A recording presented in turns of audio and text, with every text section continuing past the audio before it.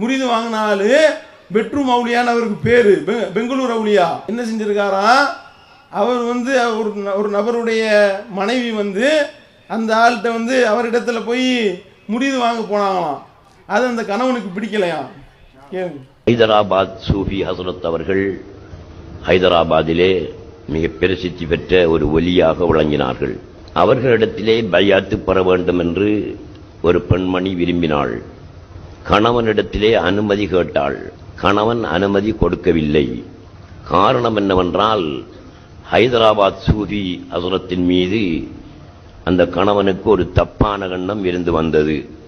அதனால் இவரிடத்திலா நீ பையாத்தி பெறுவது என்று மனைவியை தடுத்து விட்டான், அனுமதி கொடுக்கவில்லை. ஒரு பெண்மணி, ஒரு மனைவி ஞான வழி நடப்பதற்கு, ஒருவரிடத்திலே பையாத்து பெறுவதற்கு கணவனுடைய அனுமதி இருக்க வேண்டும் என்பது அவசியமில்லை. கணவனுக்கு தெரியாமல் ஒரு ஷேகிடத்திலே மனைவி பையாத்து பெறுவது கணவனுக்கு துரோகம் செய்ததாக ஆகாது. பார்த்தீங்களா எங்கே கொண்டு போகிறாங்கன்னு. கடைசி அந்த பெண்மணி வந்து அந்த அவுளியாவிடத்தில் தனியாகவே போயிட்டாங்களாம்.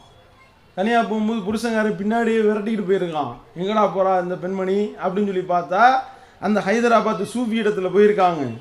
உள்ளே போய் பெட்ரூமுக்கு கூப்பிட்டு போயிட்டாராம் சூஃபி. எல்லாம் பின்னாடி வருது. அப்போ உள்ளே போய் பெட்ரூமுக்குள்ளே அந்த சூஃபியும் இவருடைய மனைவியும் 2 பேரும் உள்ளே இருக்கின்றார்கள். அதுக்கடுத்து என்ன நடந்தது இந்த அவரை சொல்றாரு.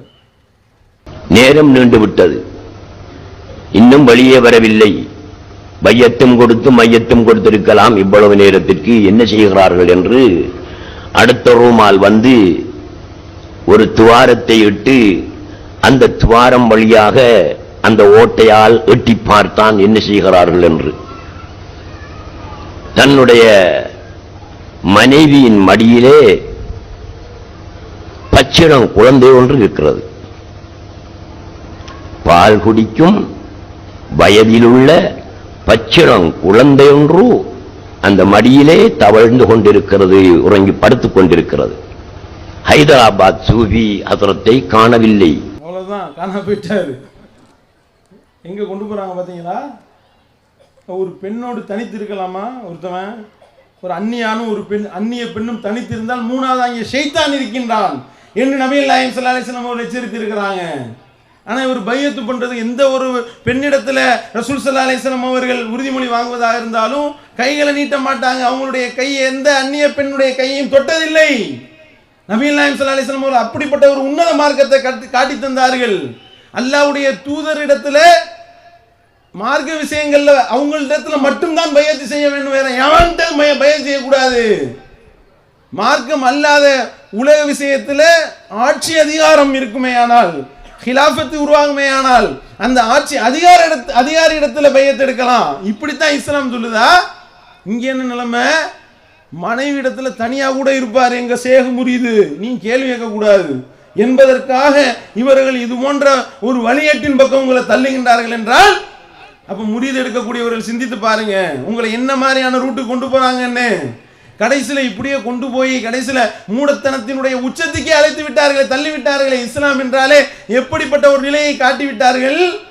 எல்லாம் வந்து மோசமான வேலைகள் எல்லாம் செய்யறது, அசுத்தமான காரியங்கள் எல்லாம் செய்யறது, அதுவெல்லாம் இஸ்லாம் காட்டி விட்டார்களா இல்லையா? எந்த அளவிற்கு போய்விட்டது இது நிலைமை பாருங்க. அதாவது வந்து ரசூல் ஸல்லல்லாஹு அலைஹி வஸல்லம் அவர்களுடைய சிறுநீர் புனிதம், அதை குடிக்கலான்னு ஒருத்தர் பேசுறாரு. யார்? நம்ம அந்த கஃபன் துணியை சேர்த்து தான் பாருங்க. அதையும் ஸல்லல்லாஹு அலைஹி வஸல்லம் ஒரு சிறு பாத்திரத்துல சிறுநீர் கழிச்சு கட்டலு கீழே வச்சிருப்பாங்க. காலையில தானோ அல்லது தன்னுடைய அடிமை பெண்ணையோ அடிமை ஆணையோ சொல்லி வெளியே கொட்ட சொல்லிடுவாங்க. ஸல்லல்லாஹு அலைஹி வஸல்லம் சொன்னார்கள் உம்மு ஐமனை பார்த்து, அம்மா அந்த சிறுநீரை வெளியே கொட்டிருக்க, பாத்திரத்தில் இருக்கிறத வெளியே கொட்டிருங்கன்னு சொன்னாங்க. அந்த பெண்மணி சொன்னது, ரசூலுல்லாஹ் அது உங்களுடைய சிறுநீர்னு எனக்கு தெரியாது, ராத்திரில எனக்கு தாகம் வந்துச்சு, தண்ணீர் நினைச்சு எடுத்து குடிச்சிட்டேன். இதுக்கு தக்பீர் போடுறாங்க உட்கார்ந்துக்கிட்டு. அல்லாஹ் அக்பர். சிறுநீரை குடிச்சதுக்கு தக்பீர். பாத்துக்கிறேன். சொல்றாங்க சிறுநீரை என்னது, ஒரு நபியுடைய சிறுநீர் அது, அதை நீங்க குடிச்சிருக்கீங்கன்னா இனிமேல் வயிற்று பிரச்சனை உனக்கு வராதுன்னு சொல்லிட்டாங்க.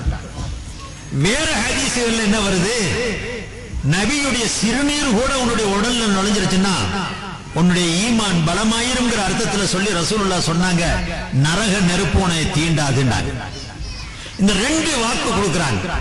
எப்படின்னு பாத்தீங்களா? இப்படிப்பட்ட ஒரு மார்க்கம் இது. ரசூல் ஸல்லல்லாஹு அலைஹி வஸல்லம் உட்கார்ந்து தொழும் பொழுது பின்னாடி இருக்கக்கூடிய ஆட்கள் நின்று கொண்டு தொழுது அல்லாஹ்வுடைய தூதர்கள் கண்டிக்கிறாங்க. இந்த மார்க்கத்தை சொல்ல நான் வரல. அந்த பாரசீக ரோம மன்னர்கள் அவங்க உட்கார்ந்து இருக்கும் பொழுது மற்றவர்கள் நிக்கிற மாதிரி அப்படிப்பட்ட ஒரு மார்க்கத்தை நான் கொண்டு வரல என்று அல்லாஹ்வுடைய தூதர்கள் அப்படி சுயமரியாதையை போதித்து தந்தார்கள். ஆனா இங்கே என்ன நிலைமை? ரசூல் ஸல்லல்லாஹு அலைஹி வஸல்லம் எச்சியை காரி துப்புவாங்களாம், எல்லாரும் முடிச்சு மூஞ்சில தேய்ப்பாங்களாம். அதே மாதிரி ரசூல் ஸல்லல்லாஹு அலைஹி வஸல்லம் சிறுநீரை குடிச்சா உனக்கு வயிற்று பிரச்சனை வராது, ரசூல் ஸல்லல்லாஹு அலைஹி வஸல்லம் சிறுநீரை குடிச்சா நரகம் தீண்டாது என்று சொல்லி இவர்கள் ரிவர்ஸ்ல கூட்டிட்டு போறாங்கன்னா இதை சொல்லவா மார்க்க ரசூல் ஸல்லல்லாஹு அலைஹி வஸல்லம் வந்தாங்க? எப்படி ஒரு தனித்துவமான ஒரு மார்க்கத்தை எப்படி நீங்க கேவலப்படுத்திட்டீங்க, இப்படி இழிவுபடுத்தி விட்டீர்களே. ரசூல் ஸல்லல்லாஹு அலைஹி வஸல்லம் சொன்னாங்க, தான் வரும்பொழுது தனக்காக பிறர் எழுந்து நிற்கவே கூடாது. அப்படி தனக்காக பிறர் எழுந்து நிற்க வேண்டும் என்று எவன் விரும்புகிறானோ அவன் தன்னுடைய இருப்பிடத்தை நரகத்தில் ஆக்கி கொள்ளட்டும் என்று அல்லாஹ்வுடைய தூதர்கள் எச்சரித்தார்கள். அப்படிப்பட்ட ஒரு மார்க்கத்தில் சிறுநீரை குடித்து விட்டார்களே என்று சொல்லி சகாபாக்களை கேவலப்படுத்துகின்றீர்களே, அல்லாஹ்வுடைய தூதரவர்களை இழிவுபடுத்துகின்றீர்களே. இதோடு மட்டுமில்லாம ரசூல் ஸல்லல்லாஹு அலைஹி வஸல்லம் முடி புனிதம், வேர்வை புனிதம், வேர்வையை பிடிச்சு வடிச்சு மேலே தடவி கொள்வார்கள். என்ன இது? இதை சொல்லவா வந்தாங்க அல்லாஹ்வுடைய தூதரவர்கள்? சிந்தித்து பார்க்க வேணாமா? கடைசியில் ரொம்ப முத்தி போய் ரசூல் ஸல்லல்லாஹு அலைஹி வஸல்லம் வாழ்ந்த இடம் மதீனா. அந்த மதீனாவுடைய மண்ணள்ளி தின்னுங்கப்பா போங்கப்பா என்று சொல்லி ஒரு ஹஜ்ரத் ஃபத்வா கொடுக்குறாரு. அதையும் கேளுங்க. ஏதோ ஒரு பாட்டு நாகூரணி பாபா யார் எழுதுனதோ, மதீன புஷ்பங்களின் மகரந்தமாம் மதீனத்து புழுதியில் நான் உருள வேண்டும் புருள வேண்டும் போல் இருக்குதே. ரசூலுல்லாஹ் பத்தி உயர்ந்த இதுல பாடப்பட்ட கவிதை, எந்த தப்பும் கிடையாது. அண்ணல் நபி பொன்முகத்தை கண்கள் தேடுதேன்னு தொடங்குறாரு. நாயகமே உங்களை பார்க்கணும், உங்களை வரணும், இது ஒரு இஷ்கு. அதுல ஒரு வரி வருது இப்படி, என்னது? புஷ்பங்களின் மகரந்தமா மதீனத்து புழுதியில் உருள வேண்டும் புரள வேண்டும் போல் இருக்குது. இதை போட்டுட்டு தொலைக்காட்சியில உட்கார்ந்து இரவு 11. அதாவது நாகூரணி பாப்பாட்டு எல்லாருக்கும் தெரியும். புஷ்பங்களின் மகரந்தமாம் மதீன புழுதியில் உருள வேண்டும் புரள வேண்டும் போல் இருக்குதே அப்படின்வாரு. இதுக்கு மதீனால போய் உருளணும் புரளணும்னு. அப்போ இதை பற்றி நம்ம கேள்வி கேட்டோம், நம்ம மக்கள் கேட்டாங்க. அதை சொல்றாரு அவரு. உட்கார்ந்து இரவு 11 மணிக்கு கேட்கிறானுங்க, ஏன் உருள்ற, ஏன் புரள்ற, உங்க ஊர்லயே புரள வேண்டியதானே, ஏன் மதீனால போய் புரள்ற, மதீனால அல்லாஹ் உன்னை புரள சொன்னானா? தொலைக்காட்சியில் உட்காந்து 11 மணிக்கு கேட்குறோமா? அதுக்கு 11 மணி இல்லை, இரவு 9 மணி தமிழன் டிவியில் கேள்வி கேட்கட்டோமா? அதுக்கு பதில் என்ன? அதையும் அங்கேயும் புரள்ற உருள்ற அப்படின்னு நீங்க கேட்குறாங்க. மதீனா ஏன் உருளுன்னு தெரியுமா? விளக்கம். இந்த தம்பியை முதல்ல பிடிச்சி உருள விட்டுறணும். உள்ளூர்லயே எவ்வளவு கேவலம் தெரியுமா? பெருமானாரை பற்றி இஸ்கில பாடுகிறான் அவன். மதீனத்து மண்ணில் உருள வேண்டும் என்று சொல்லுகிற அவனுடைய ஈமான் பரிபூர்ணமானது. யார் சொன்னாலும் சரி. மற்ற ஊர் மண்ணுக்கும் மதீனா மண்ணுக்கும் வித்தியாசம் இல்லையா? துருபத்து மறந்துனா சிபாவு மறந்துனா இல்லையா? மதீனாவுடைய மண் எடுத்து தின்னு நோய் போகும். மண்ணு எடுத்து தின்னு. ரசூலுடைய இது எதுக்கு தெரியுங்களா? அடுத்து ஆரம்பிச்சிருவாங்க, மதீனா மண்ணு பாக்கெட் 500 ரூபா அப்படின்றாங்க. அதுக்கு தான், வேற ஒன்றும் கிடையாது. ரசூல் ஸல்லல்லாஹு அலைஹி வஸல்லம் அவர்களுடைய அந்த சமாதியில் படிந்த தூசி என்று சொல்லி ஒரு ஆள் வித்துக்கிட்டு இருக்காரு ரேட்டு போட்டு. மறுக்க முடியுமா? கேரளால அதனுடைய அடுத்த பரிணாம வளர்ச்சி ஒரு பாக்கெட் மண்ணு 4999 ரூபாய் மட்டுமே வாங்கி. உடனே நம்ம ஆளுக்கு டெய்லி 1 ஸ்பூன் சாப்பிடணுமா 2 ஸ்பூன் சாப்பிடணுமா அப்படின்னோடனையும் அவர் அஜர்த்து 2.25 ஸ்பூன் சாப்பிடுங்கன்னு. இதுக்கு தானே, வேற எதுக்கு? எந்த அளவிற்கு இந்த மார்க்கத்தை இழிவுபடுத்தி விட்டார்கள் என்றால், இந்த ஒரு அஜர்த்து எச்சியை காரிட்டு போறாரு, அதை டம்ளர்ல குடிச்சு குடிக்கக்கூடிய நிலைமை. இதுக்கு தான், அது வேற ஒன்றும் இல்லை.